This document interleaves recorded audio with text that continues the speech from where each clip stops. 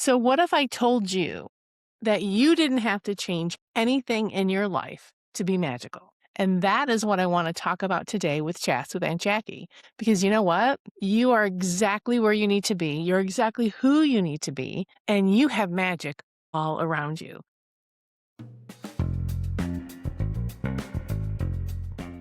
So, welcome to Chats with Aunt Jackie, and I'm Jacki Smith, and a lot of you know me as Aunt Jackie. You may have read it in some of my books, and you may have seen me talk about it online, and I just love being your Aunt Jackie. I'm just going to be the one who tells you like it is, who gets right down to the nuts and bolts of magic, and who is your practical aunt in magic. So, let's get right down to it. I welcome you to this first episode, and why am I doing this? Why am I doing Chats with Aunt Jackie? Because I just love magic. I love being a witch. And I want to talk to you about the parts of it that I love so much. And one of the things I've noticed is that when you go to a class or you listen to someone or you're in a big auditorium and you get inspired. And I love those moments of inspiration. I go home like, yeah, I'm going to do this. But I've noticed that when the real change happens is when you feel like you're having those one-on-one conversations.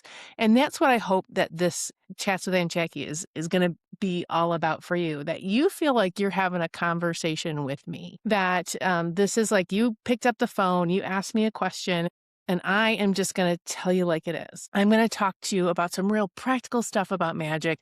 I'm going to talk to you about how to make this work in your life as your life is, that you don't have to change everything to be magical because magic already exists where you are.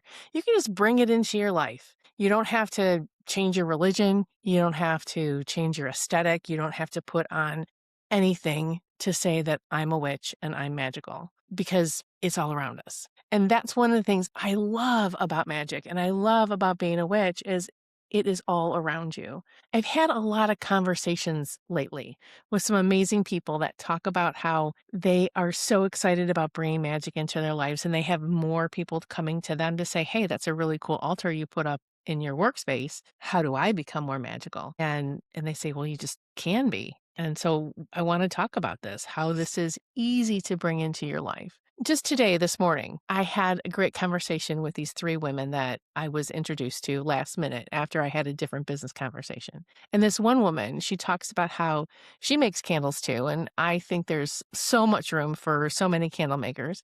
And she talks about how she makes aesthetic candles. She just makes great fragrances and fun names. She doesn't make magical candles, but she said she notices when she makes a candle and she stirs it in the right direction and she sets her intention that whatever her intention is, it comes to pass when she burns that candle. And I'm like, yeah, babe, because you're a witch. You just did some witchy stuff. And she goes, am I really a witch? I mean, I just feel like I'm setting an intention. And I'm like, well, what do you think being magic and being a witch is? It is setting your intention. It's deciding that you stirring your wax clockwise is about setting your intention and filling that candle up with that thing. And she asked me, well, what if I stir it the wrong way? And I'm like, well, there is really no wrong way to stir it. There's just the other way. And here's what the other way, the counterclockwise means. And that means you're letting go of something. You're releasing something. You're unwinding it. Just like when the moon is going from full to new, it's unwinding. It's waning. Just think about it that way. So even if you want to do some prosperity magic and the moon is waning, you just got to think about it in a little bit different way. You say, well, what's blocking my prosperity or what's blocking my love or I want to do some healing work. So what do I need to let go of for this healing to happen? Or the moon is waxing or you're stirring your pot clockwise, but there's something that's blocking you. You can say, well, what information do I need to allow this block to release? So it's all about perspective and I'm all about that. I love looking at the moon. I love looking at what the moon is doing and then saying, okay, now what does this energy mean in this moment for my need? It's perspective, baby. It's so much perspective because if you dig down into it, magic happens when you need to do the magic. If you've got time to wait, sure, wait. But if you don't have time to wait, then do the magic you need with what's all around you. I am so much of a kitchen witch or a I need it right now witch. that I just love seeing what the things are that are around me. And sometimes that makes the best spell. Okay, I need to do a spell about getting my landlord to treat me better. Okay, well, what have I got around me right now? It's kind of like a horary chart. If you don't know what a horary chart is, that's the astrological influences the moment you ask the question.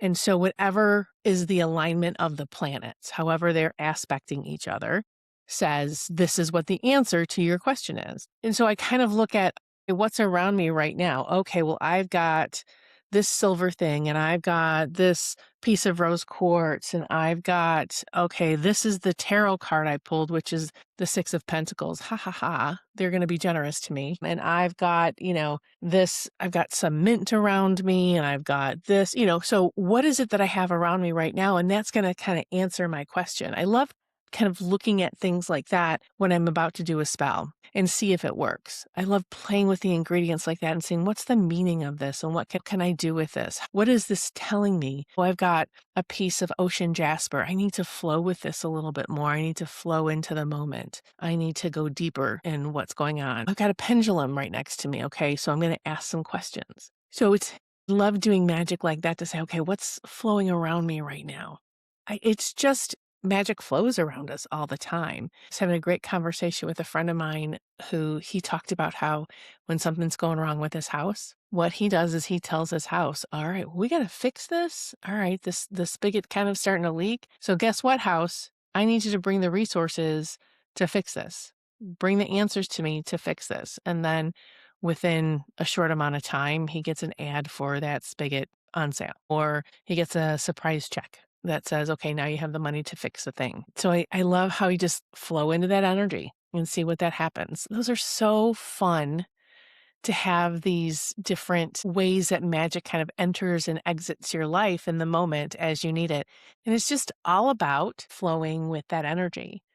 That's a big part of magic, and that's a big part of being witchy. So my goal with Chats with Aunt Jacki is to just chat up some of these things that you have questions on. So I'm open to all of your questions and things that I might see online or in books. My goal is to have different guests on so we can talk about some things that are going on or maybe some books that they're bringing out. So I have lots of fun things coming up for us. And it kind of came about because of the different videos that I've been doing of touching on different types of magic and how to approach different magics. And all of these little shorts were starting to add up into a podcast. People were asking for more, so why not? And I think one of the weirdest things about Chats with Aunt Jacki for me right now is talking to myself. So I kind of visualize who's across from me. So if you're listening to this, know that I'm visualizing you being across the table from me, that we're actually just having a conversation. And I'm thinking about you and what you would be asking me. And so I'm visualizing you in my head as we have this conversation and thinking about what you might want to know.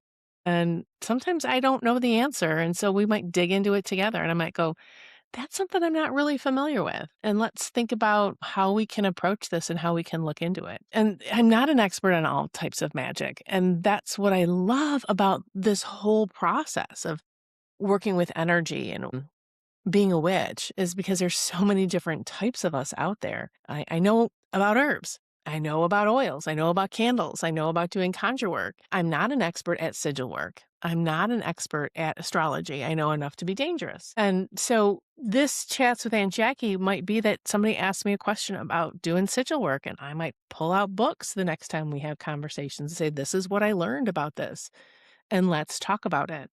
So your comments and your information is going to feed the next show and the next show.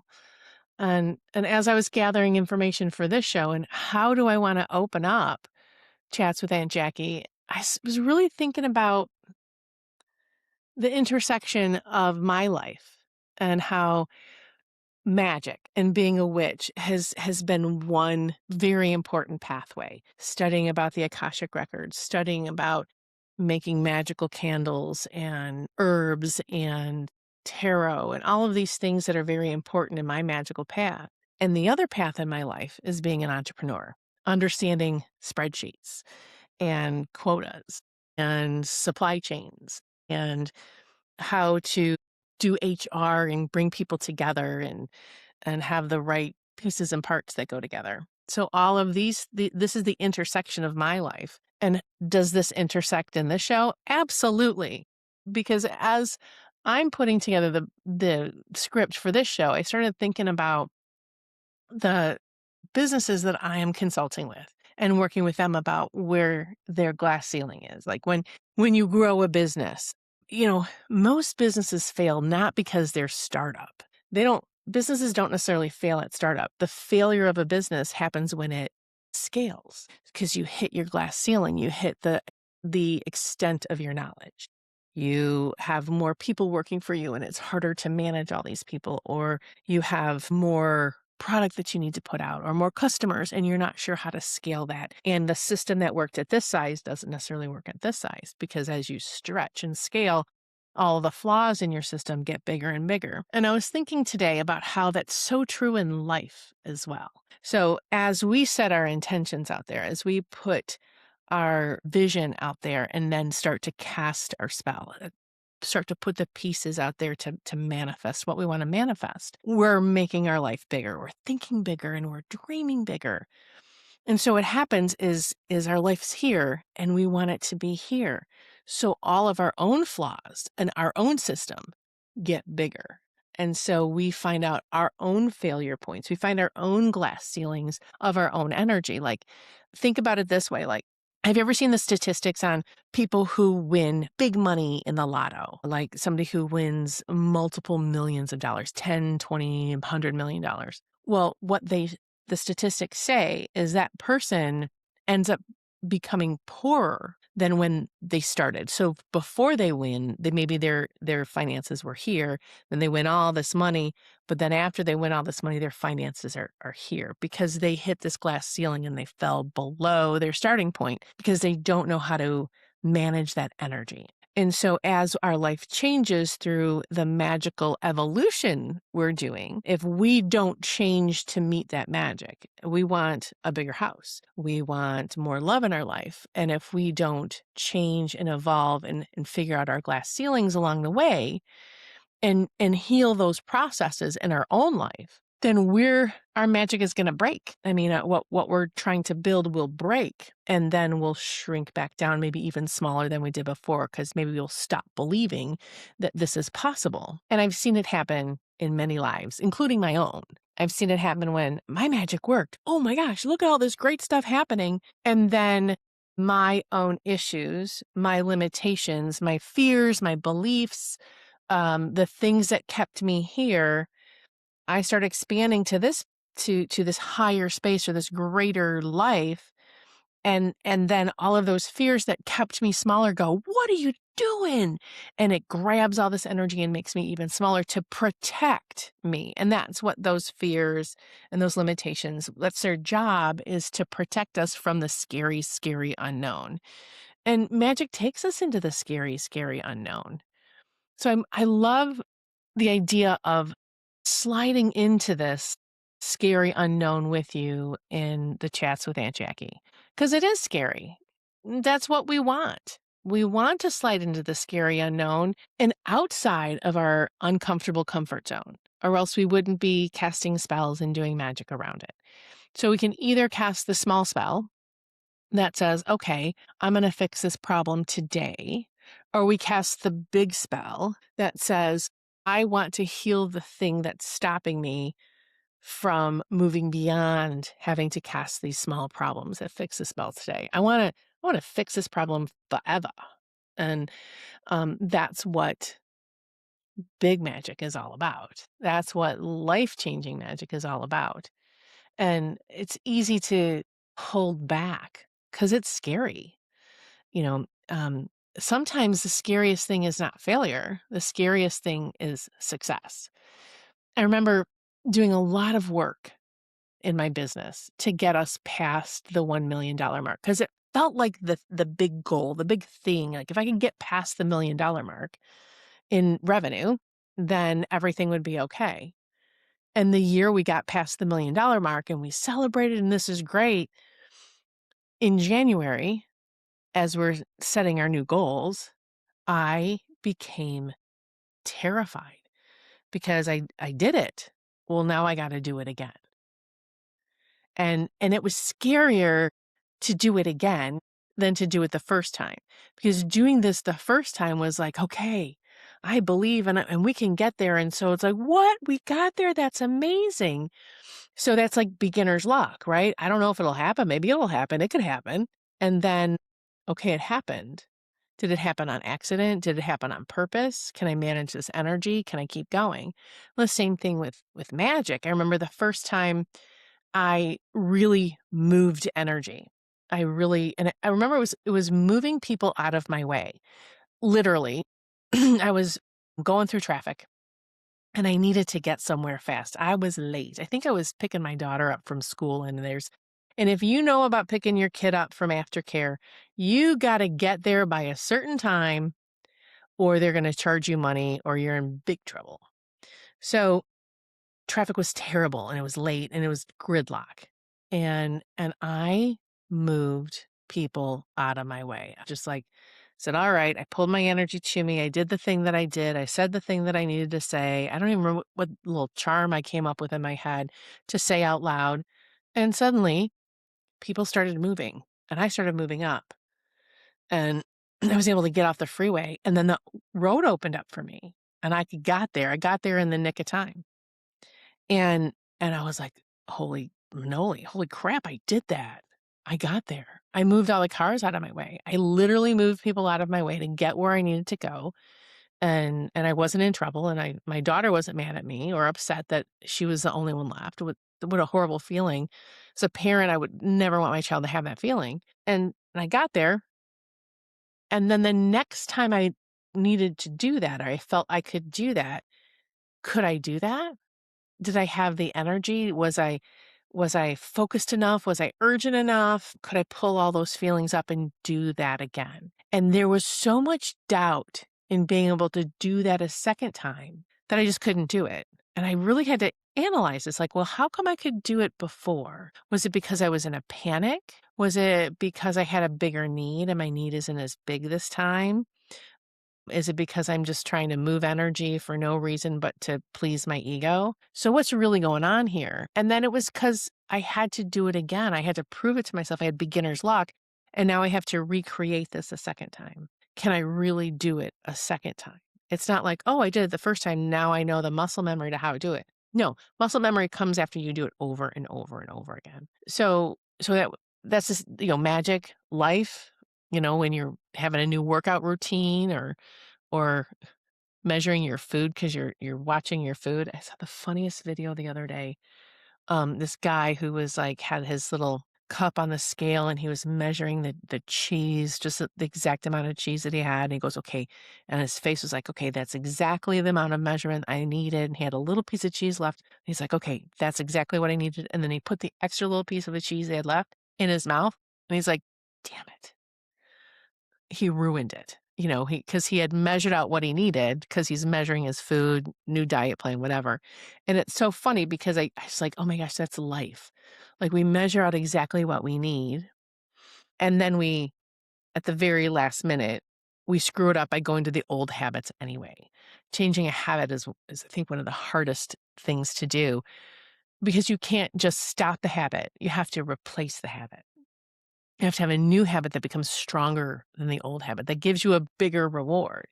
Because that's all like dopamine rewards and comfort rewards and uncomfortable comfort zone rewards. I mean, there's I can't remember the name of the book right now, but the Atomic Habits, that's it. I was reading Atomic Habits and the guy's onto something. And I've gone through it a couple of times and I've changed a few small things in my life. And I was like, man, I think I need to read that again. But he's onto something. Because it's all those things of like recreating that habit, creating a new way of looking at something. So it's just, and energy is very similar. It's such a psychological process on top of the energetic process because it all starts here in the brain. It all starts here in your attitude and how you're thinking about things. It's not just, okay, I'm going to light this candle and let it go. You need an agreement that I'm going to light this candle for a happy home. Well, if you're going to light the candle for a happy home, and so the candle with all of its energy and its curated ingredients, and color and blessing is going to start to do its job, but you have to get your own energy in agreement with that, or it's only going to do its job so much. So if you're going to stomp around the house and be a total dick about it, it's only going to work so far. You have to align with that new thing that you want to do that becomes a new aligned belief. And so it's really interesting how your magic has to start in your mind, in your emotions, and in your will and willingness to shift with it before you can really do anything else. So it starts with the psychological process. I call myself a psychological witch a lot of times because I know if I don't start there, the magic's going to work up until it hits my own block and until it hits the door I closed in its face. And I talk about that a lot in my books, Coventry Magic, the Big Book of Candle Magic, even DIY Akashic Wisdom. All of these things, we talk about that a lot because if you don't shift what's going up on the noggin, nothing else is going to shift for long. It can shift for a short time, but not shift for a long time because we float back down. Magic is it's like the ultimate spiritual diet, you know? If you always look at it as a diet, you're going to go back to the old way of doing things. But if you look at it as shifting your behavior, shifting your energetic behavior, then you're going to create a better process for yourself in the long run. And it's easy for me to say, it's easy for me to talk about. But it's not easy for me to do either. Um, reading some of these books sometimes, I'm like, oh, aren't you perfect in the way you're saying this? Sure, it's a great process, but are you doing the process? I just get very frustrated when I read books when the author is just like, and thou shalt do it this way. And if you're not doing it this way, there must be something wrong with you. Because you know what? We're all messy. I'm messy too. I start a process. And I'm like, I'm doing this process. I downloaded the new app that's going to show me how to work out every morning and it's going to help me track my food and show me how to fast every night. And you know what? I do it for 3 days and go, okay, that's enough. I need somebody to keep me accountable too. I have my own limits on my own things that trip me up. So we're all here in the same space, in the same things we're working on. So I have some ideas for the next few shows. I'm going to keep them short, around 30 minutes, give or take, and hopefully you're going to want to listen to and interact with the same things I want to talk about. I want to talk about how we're all in a big spiritual burnout right now, emotional burnout. And I want to talk about the different types of burnout that I've been looking up because I know I'm in a burnout. And I want to talk about how manifesting today in 2026 is not the same as manifesting pre-pandemic. There's a big difference in the energy from like 2019 to the energy today. There's a big difference in the universal energy going on right now, global, countrywide, locally. It just seems harder to do the same thing that we used to do. So I want to explore that with you and have some ideas for some guests to come on. So, hey, thanks for being here in this first show with me and exploring some of these topics. And I just want to have a chat with you and let me know what else you want to talk about. While you're at it, if you're on YouTube, like and subscribe. This gets me in front of more people.